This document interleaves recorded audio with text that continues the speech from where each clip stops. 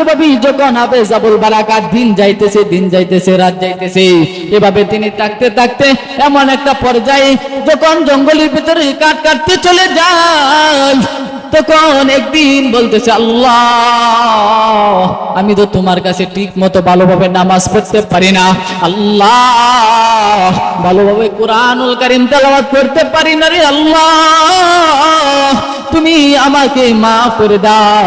আল্লাহ আজকে একটু নির্জন পাইছি, আল্লাহ আজকে ভালোভাবে নামাজ পড়বো, আজকে ভালোভাবে কুরআনুল কারীম তেলাওয়াত করব। ওগো আল্লাহ, যাতে আমার দ্বারা এই দেশের ভিতরে, এই মালদ্বীপ রাষ্ট্রের ভিতরে ইসলাম প্রচার হয়ে যায়, কুরআনুল কারীম তেলাওয়াত জারি হয়ে যায়, যাতে একটা প্রত্যেক জায়গার ভিতরে মসজিদ তৈরি হয়ে যায়। আল্লাহ তুমি আমার দ্বারা যাতে এই দেশের ভিতরে ইসলাম প্রচার করিয়া দিও। এভাবে সে প্রতিদিনই নামাজ পড়তে থাকে, এভাবেই দিন যায় রাত যায়, এভাবে যাইতে যাইতে অনেক দিন হয়ে যায়, এভাবেই যাইতে যাইতে এমন এক পর্যায়ে যখন বাড়িতে আসে, কাঠ বিক্রি করে বাজার সদাই করে যখন হাফেজ আবুল বারাকাত ইউসুফ বরবরী রাহমাতুল্লাহি আলাইহি তিনি যখন বাড়িতে আসেন, আসিয়া দেখে মা আর মেয়ে এমন বেহুশ ভাবে কান্না করতেছে। হাফেজ আবুল বারাকাত ইউসুফ বরবরী রাহমাতুল্লাহি আলাইহি তিনি আল্লাহর কাছে ডাক দেয়া বলেন, আল্লাহ না জানি আমি মুসলমান, আমি মুসলিম, এই মার মেয়ে জেনে গেছে। তখন ডাক দিয়ে বলতেছে, মনে মনে বলতেছে, আল্লাহ এই কথা যখন বলতেছে, সে বলতেছে মনে মনে বলতেছে, আমি যেটা ভাবতেছি এটা নাও হতে পারে। তখন এখানে দাঁড়িয়ে না থেকে আমি মা আর মেয়েকে জিজ্ঞাসা করি, কিসের জন্য মা আর মেয়ে কান্না করতেছে? হাফেজ আবুল বারাকাত ইউসুফ বরবরী রাহমাতুল্লাহি আলাইহি তিনি মার মেয়েকে জিজ্ঞাসা করতে শুরু করলেন, ও মা কিসের জন্য কান্না করতেছেন? ও মা কিসের জন্য কান্না করতেছেন? বলতেছি, বাবা আমরা কান্না করতেছি আমাদের দুঃখে। কিসের জন্য কান্না করেন? বলতেছে, আমাদের যে দুঃখ তুমি বুঝবা না। বলতেছে, মা আপনি নিশ্চিন্তা আমাকে বলিয়া দেন, কিসের জন্য কান্না করেন গো মা? বলতেছি, তুমি কি আমাদের বাদশার খবর শুনছ? বলতেছে, হ্যাঁ শুনেছি আপনাদের বাদশার খবর। এই বাদশাহ একটা মন্দির আছে, এই মন্দিরের ভিতরে প্রতি বছরে একটা সুন্দরী যুবতী মেয়েকে দিতে হয়। দেওয়ার পরে এই সমুদ্র থেকে একটা দানব আসে, দানব আসিয়া এই মেয়ের সাথে অপকর্ম করিয়া সেই মেয়েকে মেরে হত্যা করে আবার চলে যায়। যদি প্রতি বছর না দেওয়া হয়, না দিলে এই দানব এই দেশের ভিতরে অনেক ক্ষতি করে। তখন বাদশাহ প্রতি বছরে এই লটারির মাধ্যমে যুবতী সুন্দরী মেয়েদেরকে এই মন্দিরের ভিতরে দেওয়া হয়। এই বছর তোমার বোনের নাম এসেছে লটারিতে, কি করব? এই জন্য আমার তো একটা মেয়ে গো, আর তো কোনো, আমার এই মেয়েটাই যদি চলে যায় আমার তো আর কোনো ভরসা নাই, আমার তো দুনিয়ার ভিতর আর কেউ থাকলো না। তখন হাফেজ আবুল বারাকাত ইউসুফ বরবরী রাহমাতুল্লাহি আলাইহি বলতেছেন, মনে মনে বলতেছেন, আয় আল্লাহ এটাই হতে পারে ইসলাম প্রচারের একটা সুযোগ। আল্লাহ গো তুমি আমাকে সাহায্য করিও। মুসলমান একমাত্র আল্লাহর কাছে সাহায্য চাই। মুসলমান ইমানদার আল্লাহর গোলাম। দুনিয়ার ভিতরে মানুষ কখনো আল্লাহ ছাড়া কারো কাছে সাহায্য পায় না। মুসলমান ইমানদার আল্লাহর গোলাম হাফেজ আবুল বারাকাত ইউসুফ বরবরী রাহমাতুল্লাহি আলাইহি মাকে ডাক দিয়ে বলতেছেন, মা গো আমি এতদিন আপনাদের কাছে একটা কথা গোপন করে রাখছিলাম, আমি আপনাদের কাছে এমন কথা কখনো বলি নাই। মা বলতেছে, বাবা তুমি আমার কাছে কি কথা লুকাইছিলা? তখন হাফেজ আবুল বারাকাত ইউসুফ বরবরী রহমাতুল্লাহি আলাইহি ডাক দিয়া বলতেছেন, বাবা গো আমি যে মুসলমান। তখন হাফেজ আবুল বারাকাত ইউসুফ বরবরী রহমাতুল্লাহি আলাইহি বলতেছেন, মা এমন একটা কথা লুকাইছিলাম, যেই কথা আপনারা তো বিভিন্ন মূর্তির পূজা করেন, আপনারা তো বিভিন্ন খোদার পূজা করেন, আমি একমাত্র পূজা করি, আমি একমাত্র ইবাদত করি আল্লাহর, একমাত্র ইবাদত করি আল্লাহর।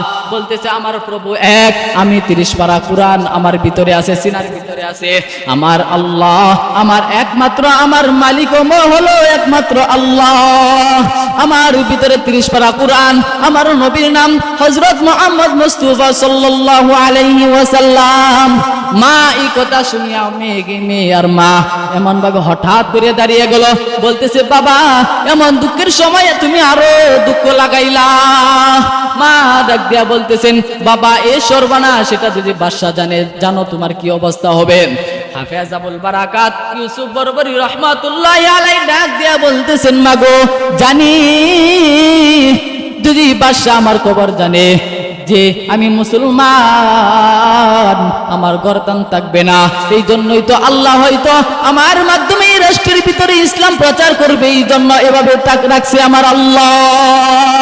বলতেছে, মা আমার বোনকে কখন নিয়ে যাবে? তখন হাফেজ আবুল বারাকাত এই কথা বলতেছে, মা আমার বোনকে কখন সাজাইয়া এই বাদশার দরবারে নিয়ে যাবে, বাদশার মন্দিরে নিয়ে যাবে। তখন হাফেজ আবুল বারাকাত ইউসুফ বরবরী রাহমাতুল্লাহি আলাইহি এই কথা বলতেছেন। তখন হাফেজ আবুল বারাকাত এই কথা বলার পর মা আর মেয়ে বলতেছে কালকেই নিয়ে যাবে। তখন হাফেজ আবুল বারাকাত ইউসুফ বরবরী রাহমাতুল্লাহি আলাইহি তিনি বলতেছেন, মা আমি একটা কথা বলি, দেখেন আমার মাত্র 13 বছর বয়স, আমার মুখে দেখেন এখনো দাড়ি উঠে নাই, আমাকে দেখতে এখনো মেয়েদের মতোই। তখন মা বলতেছে, বাবা তুমি কি বলতে চাইতেছো? হাফেজ আবুল বারাকাত ইউসুফ বরবরী রাহমাতুল্লাহি আলাইহি বলতেছেন, মা তুমি আমার বোনের বদলে তুমি আমাকে বধূ সাজাইয়া দাও, আমার বোনকে তুমি রাখিয়া দাও। তখন বোন বলতেছে, মা ভাইয়া যখন এত করে বলতেছে তুমি ভাইকে সাজাইয়া দাও। বলতেছে, বাবা তুমি যদি ধরা পড়ো তোমারও জান যাবে, আমারও প্রাণ যাবে, আমারও জান চলিয়া যাবে, তোমার বোনেরও জান যাবে, একজনের বদলে 3 জনের জান যাবে, এটা চাই না। বলতেছে, মা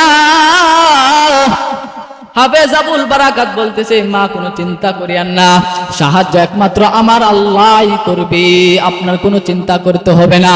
হাফেজ আবুল বারাকাত ইউসুফ বরবরী রাহমাতুল্লাহি আলাইহি এই কথা বলতেছেন মাকে। দেখেন জানের বই সকলেরই আছে। বোন বলতেছে, ভাইয়া যখন এত করিয়া বলতেছে তুমি আমার ভাইকে সাজাইয়া দাও, আমার ভাইকে সাজাইয়া দাও। বলতেছে, তুমি যেহেতু এত করে বলতেছো ঠিক আছে, কালকে তোমাকে আমি বধূ বানায়া সাজাইয়া দিব। তখন যখন সময় হয়ে যায়, কালকে যখন নিয়ে যাবে এমন সময় হাফেজ আবুল বারাকাতকে তাকে বধূ সাজাইয়া তারে একটা সুন্দরী যুবতীর মতো দেখা যায়।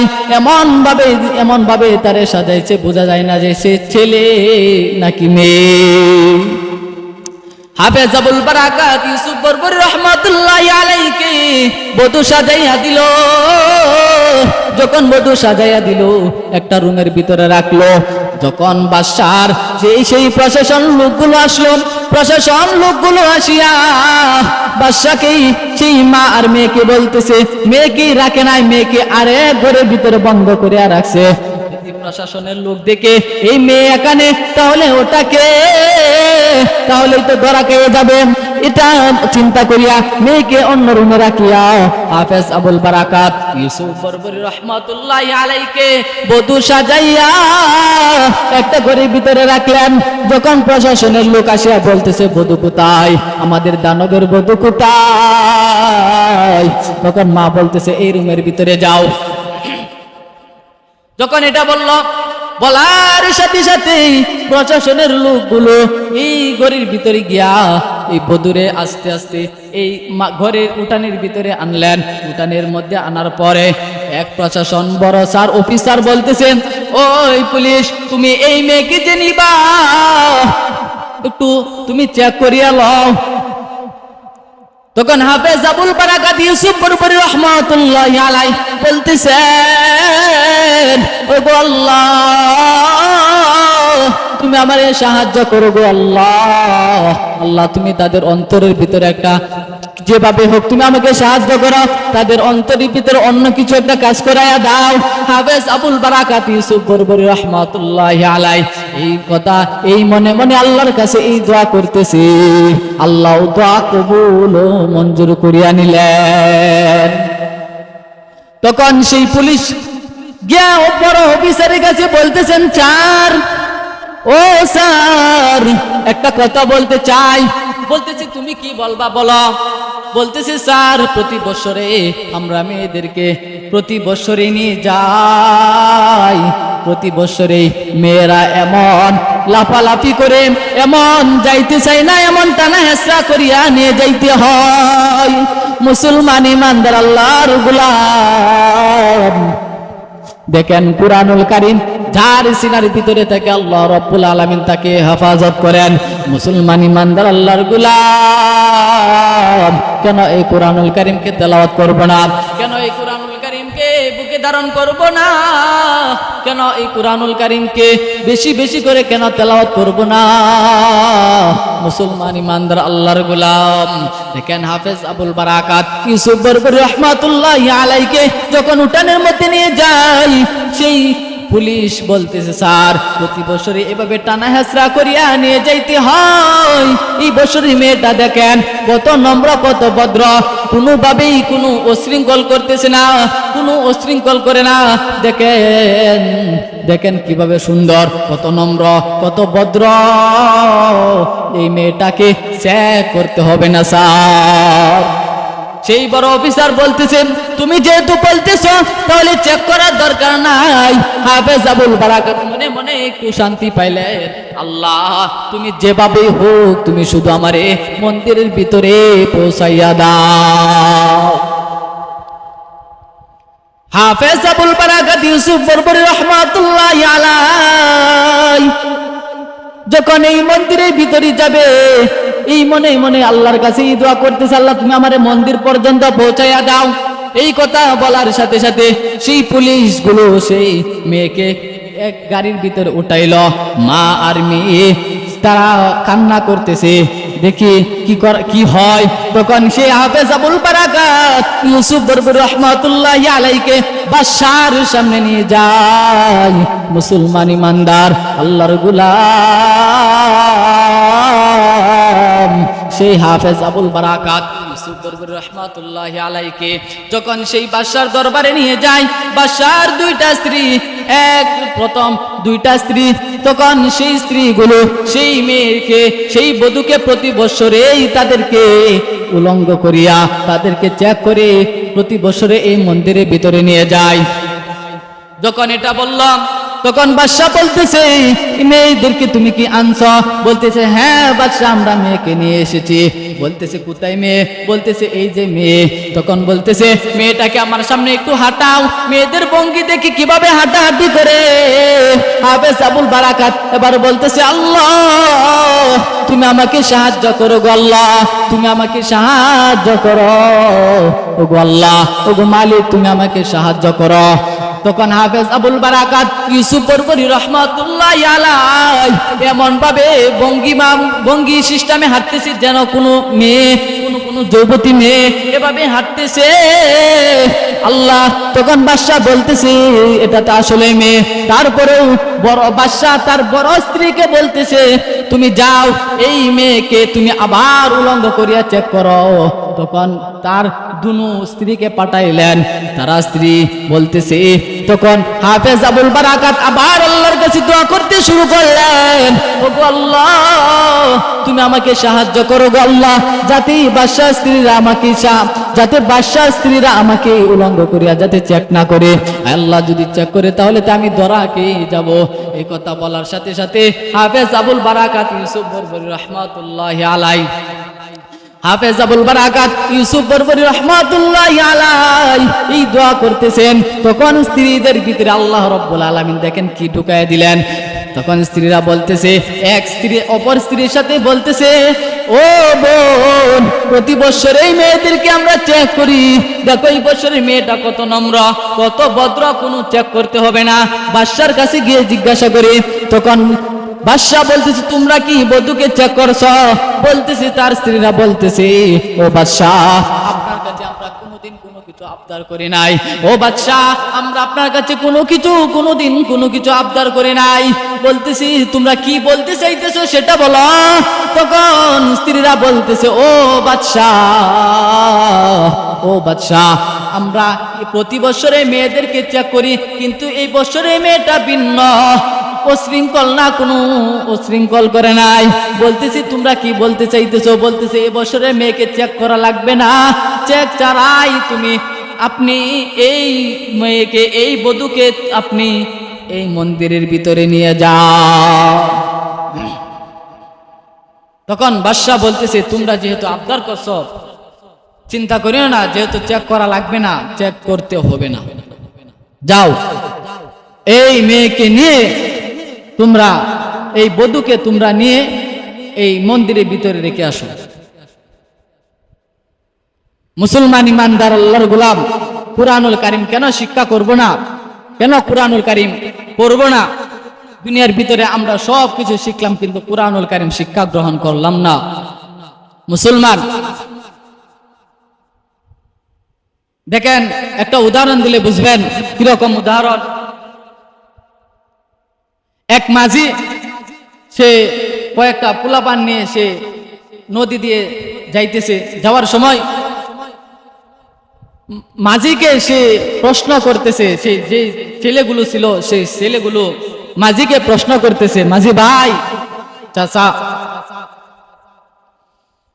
আপনি তো নৌকায় চালাইলেন। বলতেছে, হ্যাঁ আমি নৌকায় চালাই, আমি জীবন চলে, আমার এভাবে জীবিকা গ্রহণ করি। বলতেছে, চাচা, তাহলে আপনি কি বাংলা পড়ছেন? তখন চাচা বলতেছে, আমি তো জীবন ভরায় নৌকায় চালাইলাম, বাংলা পড়বো কিভাবে? বলতেছি, তাহলে তো ইংরেজি পড়ছেন? বলতেছে, না, ইংরেজিও পড়ি নাই। বলতেছে, তাহলে তো বিজ্ঞান পড়ছেন? আমি কোনো কিছুই পড়ি নাই। সেই ছেলেগুলো সেই মাঝিকে এভাবে একটার পরে একটা প্রশ্ন করতেছে। তখন মাঝি বলতেছে, বাবা, তোমরা তো আমাকে বিভিন্ন ধরনের প্রশ্ন করলা, তোমাদেরকে একটা প্রশ্ন করি। বলতেছে, চাচা ঠিক আছে, প্রশ্ন করেন। তখন এই কথা বলল, চাচা বলতেছে, বাবা, তোমরা দুনিয়াতে বাংলা শিখলা, ইংরেজি শিখলা, গণিত শিখলা, সমাজ শিখলা, যা কিছু সব কিছু শিখলা, তোমরা কি সাঁতার শিখছ? বলতেছে, না চাচা, আমরা তো সাঁতার শিখি নাই। বলতেছে, বাবা, এখন যদি আমি নৌকাটা ডুবিয়ে দেই, কি জ্বর এসে ডুবিয়ে দেয়, আমি তো ঠিকই কাসু বেঁধে আমি ঠিকই সাঁতরিয়ে আমি আমার গন্তব্যে পৌঁছে যাব। তোমরা কি করবা? তোমরা তো হাবু ডুবে কি একা নেই, মারা যাই। মুসলমান ইমানদার আল্লাহর গোলাম, এই উদাহরণ দ্বারা কি বোঝা গেল? আপনি আমি দুনিয়ার ভিতরে ইংরেজি শিখলাম, গণিত শিখলাম, সব কিছু শিখলাম, কিন্তু কবরে যাওয়ার পরে আপনাকে আমাকে তো প্রশ্ন করবেন না, তুমি কি ইংরেজি শিখছিলা, তুমি কি গণিত শিখছিলা, তুমি কি বিজ্ঞান শিখছিলা, এই সমস্ত কিছু কি তুমি শিখছিলা? এইগুলা তো প্রশ্ন করবে না। আল্লাহ রাব্বুল আলামিন তো বলবে, তুমি কি কোরআন শিক্ষা গ্রহণ করছিলা? মুসলমান ইমানদার আল্লাহর গোলাম যখন এই কথা বলল, এই উদাহরণ দ্বারা এটাই বোঝা গেল কুরআনুল কারীমকে শিক্ষা গ্রহণ করতে হবে। মুসলমান ইমানদার আল্লাহর গোলাম, আমি যেই ঘটনা বলতে চাইতেছি, কুরআনুল কারীমকে শিক্ষা গ্রহণ করতে হবে। কুরআনুল কারীমকে আপনার আমার শিক্ষা গ্রহণ করা দরকার আছে। মুসলমান ইমানদার কোরআন শিক্ষা গ্রহণ করার পর আমি বিভিন্ন কাজ করি, আমি গণিত শিখি, সমস্যা নাই, ইংরেজি শিখি, সমস্যা নাই, কিন্তু আমার আপনার সিনার ভিতরে কিন্তু কোরআন থাকা লাগবে। মুসলমান যদি কোরআন না থাকে, আমি আর আপনি কিন্তু কবরের ভিতরে ধরা খেয়ে যাব। যেখানে ছিলাম, হাফেজ আবুল বারাকাত ইউসুফ বরবরী রাহমাতুল্লাহি আলাইহি তিনি বলতেছেন, যখন এভাবে আল্লাহর কাছে দোয়া করলেন, দোয়া কবুল করে আল্লাহ রাব্বুল আলামিন তাকে সেই মন্দিরের ভিতরে পৌঁছাইয়া দিলেন। যখন মন্দিরের ভিতরে পৌঁছে গেলেন, তখন সে দানবের আশায় বসে রইলেন।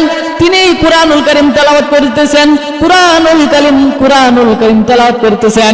এভাবে তেলাওয়াত করতে করতে এমন এক পর্যায়ে যখন রাত 12টা বেজে যায়, একমাত্র সজাগ আছে মা আর মেয়ে আর হাফেজ আবুল বারাকাত ইউসুফ বরবরী রাহমাতুল্লাহি আলাইহি, তিনজন সজাগ আছে।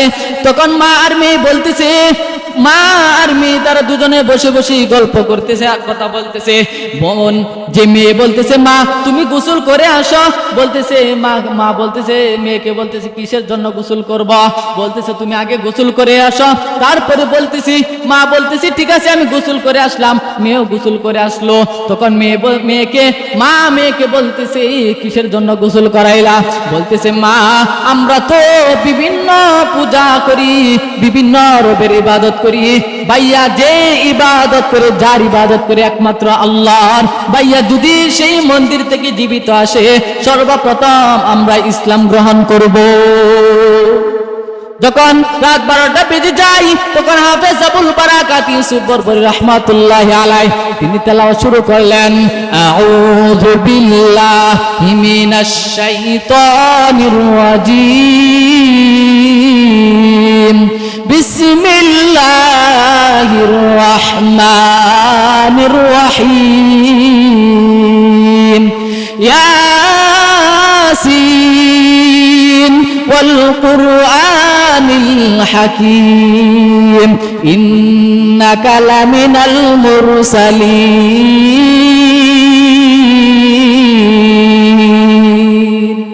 এভাবে তিনি হাফেজ আবুল বারাকাত এভাবে তেলাওয়াত করতেছেন। যখন দানব আসার সময় হয়ে যায়, দানব আসলো, মন্দিরে গেট খোলা। মন্দিরে এসে দেখে একটা যুবক ছেলে, 13 বছরের বালক। তখন সেই দানব বলতেছে তুমি এখানে কিভাবে আসলা? এখানে তো একটা সুন্দরী যুবতী মেয়ে দেওয়ার কথা। বলতেছে আমারে এখানে আমার আল্লাহ এখানে আনছে। হাফেজ আবুল বারাকাত এই কথা বলতেছে। তখন বলতেছে আজকে তোর সাথে আমি খেলবো, তুই কিভাবে মানুষদেরকে মারস? বলতেছে কিভাবে খেলবা? বলতেছে এভাবেই তোর সাথে আমি কোরআন দিয়ে মোকাবেলা করব। হাফেজ আবুল বারাকাত এভাবে তেলাওয়াত করতে থাকে আর আল্লাহর কাছে দোয়া করে, আল্লাহ তুমি আমারে সাহায্য করো গো মালিক। যখন হাফেজ আবুল বারাকাত আল্লাহর কাছে দোয়া করতেছে, আল্লাহ তুমি এই মন্দিরের চতুর্দিকে আল্লাহ তুমি আগুন জ্বালায়া দাও, যাতে এই দানব ভয় পায়। এই কথা বলার সাথে সাথে আল্লাহ রাব্বুল আলামিন সেই মন্দিরের ভিতরে আগুন জ্বালায়া দিল। সেই দানব বলতেছে এটা কিভাবে সম্ভব? বলতেছে এটাই সম্ভব, আমার আল্লাহ এমন কিছু পারে না, আল্লাহ রাব্বুল আলামিন সব কিছুই পারে। তখন হাফেজ আবুল বারাকাত দানবকে এইভাবে বলতেছে, দানব ভয়ে বলতেছে তুমি আগুন থামাও, তুমি আগুন থামাও, আমি ভয় পেয়েছি, আমি আর এরকম কাজ করব না। তখন হাফেজ আবুল বারাকাত আল্লাহর কাছে দোয়া করলেন, আল্লাহ তুমি যেভাবে আগুন জ্বালাইছো, আল্লাহ তুমি সেভাবে সেই আগুনকে আল্লাহ তুমি নিভিয়ে দাও। এবার কথা বলার সাথে সাথে আগুনও নিভে যায়। দানব বলতেছে ও ভাই আর দেরি করিও না, তুমি আমারে কালিমা পড়ায়া মুসলমান বানায়া দাও। সর্বপ্রথম সেই দানবে সেই হাফেজ আবুল বারাকাত ইউসুফ বরবরী রাহমাতুল্লাহি আলাইহির হাতে হাত রেখে কালিমা পড়ে মুসলমান হয়ে যায়। যখন সকাল হয়ে যায়, সকাল হয়ে যাওয়ার পর যখন পুলিশরা তাকে নিতে যায়, এখানে থেকে একটা বালক, পুলিশ বলতেছে এই তুমি এখানে কিভাবে আসলা? বলতেছে তোমরাই তো আমাকে কালকে রেখে গেছো। বলতেছে না এখানে তো একটা বধূ রেখে গেছিলাম, একটা সুন্দরী বউ রেখে গেছিলাম। বলতেছে না আমাকেই রেখে গেছো। তখন পুলিশরা বলতেছে এখানে আর দেরি না করিয়া চলো বাদশার কাছে তারে নিয়ে যাই। এই কথা বলার পর বাদশার কাছে নিয়ে যাইতেছে, বলতেছে আর মা মেয়ে সকলে এখানে উপস্থিত, এখানে হাজার হাজার মানুষ উপস্থিত হয়ে গেল। এমন ঘটনা ঘটে গেছে মন্দিরের ভিতরে। তখন হাফেজ আবুল বারাকাত ইউসুফ বরবরী রাহমাতুল্লাহি আলাইহি বাদশাকে বলতেছে আমি গেছিলাম, আমাকে রাখছিলেন কালকে। বলতেছে তুমি কে? বলতেছেন হাফেজ আবুল বারাকাত ইউসুফ বরবরী রাহমাতুল্লাহি আলাইহি বলতেছেন ও বাদশা এখানে কোনো মুসলমান নাই, আমার আল্লাহ আমার এখানে পাঠাইছেন। আমার একমাত্র রব হলো আল্লাহ, আমার রব বলো একমাত্র আল্লাহ। আমার বুক সিনার ভিতরে আছে 30 পারা কোরআন, আমার পয়গম্বর হযরত মুহাম্মদ রাসূলুল্লাহ সাল্লাল্লাহু আলাইহি ওয়াসাল্লামের উম্মত। বাদশা বলতেছে তাহলে দানবকে কি করলাম? বলতেছে দানবের সাথে আমি রাত্রি মোকাবেলা করছি। তুমি কিভাবে মোকাবেলা করছো? আমি কোরআন দিয়ে মোকাবেলা করছি। তখন বলতেছি ঠিক আছে, তুমি যদি আগামী বৎসরেও তুমি যদি এভাবে এই দানবের মোকাবেলা করতে পারো, তাহলে আমরা সকলেই হাতে হাত রেখে মুসলমান হয়ে যাব। তখন বলতেছি ঠিক আছে। এভাবেই হাফেজ আবুল বারাকাত ইউসুফ বরবরী রাহমাতুল্লাহি আলাইহি থাকতে শুরু করলেন। এভাবে থাকতে থাকতে এমন সময় বলতেছে এই দিনটা কিবা কোন সময় আসবে, আয় আল্লাহ। এভাবে সে চিন্তা করতেছে, আল্লাহ তাড়াতাড়ি এই দিনটা আনো। তখন হাফেজ আবুল বারাকাত ইউসুফ বরবরী রাহমাতুল্লাহি আলাইহি এই দিনের অপেক্ষা করতে করতে এমন একটা এক বছর চলে যায়। এভাবে থাকার পর আবার সেই দিন আসলো। আসার পর হাফেজ আবুল বারাকাত ইউসুফ বরবরী রাহমাতুল্লাহি আলাইহিকে সেই মন্দিরের ভিতরে রেখে আসলেন। সকালে আবার সেই মন্দির থেকে পুলিশরা, প্রশাসনরা তারা তাকে জীবিতই ধরে আনলেন। তখন বাদশার কাছে হাফেজ আবুল বারাকাত ইউসুফ বরবরী রাহমাতুল্লাহি আলাইহি বলতেছেন, বাদশাহ আপনি আমাকে কথা দিয়েছিলেন আমি যদি আগামী বছর এই মন্দির থেকে বেঁচে আসতে পারি, তাহলে আপনারা সকলে আমার হাতে হাত রেখে মুসলমান হয়ে যাবেন। তারপর বলতেছেন ঠিক আছে, আমরা তো কথা দিয়েছিলাম, তোমার কথা অবশ্যই রাখবো। তখন বাদশার যে স্ত্রী আর 2 স্ত্রী ছিল বলতেছে সর্বপ্রথম আমরা মুসলমান হব। মা আর মেয়ে বলতেছে আমরা মুসলমান হব। এখানে যত শত হাজার হাজার মানুষ ছিল, বাদশা সহ সকলে হাফেজ আবুল বারাকাত ইউসুফ বরবরী রাহমাতুল্লাহি আলাইহির হাতে হাত রেখে মুসলমান হয়ে যায়। আল্লাহু আকবার। এই জন্য বলি বেশি বেশি করে কোরআনুল কারীমকে তেলাওয়াত করতে হবে। আপনার আমার সিনার ভিতরে যদি 30 পারা কোরআন থাকে, আল্লাহ রাব্বুল আলামিন আপনাকে আমাকেও আল্লাহ রাব্বুল আলামিন হেফাজত করবেন। দেখেন এই সেই হাফেজ আবুল বারাকাত ইউসুফ বরবরী রাহমাতুল্লাহি আলাইহি দ্বারা পুরা মালদ্বীপ রাষ্ট্রের ভিতরে ইসলাম প্রচার করায় দিয়েছেন। ইবনে বতুতা রাহমাতুল্লাহি আলাইহি এই ঘটনাটাই উল্লেখ করছেন, লিখছেন। এই জন্য আপনাকে আমাকে বেশি বেশি করে কোরআনুল কারীমকে শিক্ষা করতে হবে। আপনার আমার সন্তানদেরকে, মেয়েদেরকে দ্বীনি শিক্ষা গ্রহণ করাইতে হবে, শিক্ষা দিতে হবে, দ্বীনি শিক্ষা গ্রহণ করাইতে হবে। এই জন্য আল্লাহ রাব্বুল আলামিন যাতে আপনাকে আমাকে বেশি বেশি কোরআনুল কারীমকে তেলাওয়াত করতে পারি। মুসলমান আজকে আপনার আমি দুনিয়ার ভিতরে অনেক কিছুই করলাম, টাকা পয়সা, যখন আপনি আমি কবরের ভিতরে যাব তখন কিন্তু আল্লাহ রাব্বুল আলামিন প্রশ্ন করবে না তুমি কয় টাকার মালিক, তুমি কয় টাকার ধনী হইলা, তুমি কি, এগুলো কিন্তু প্রশ্ন করবে না।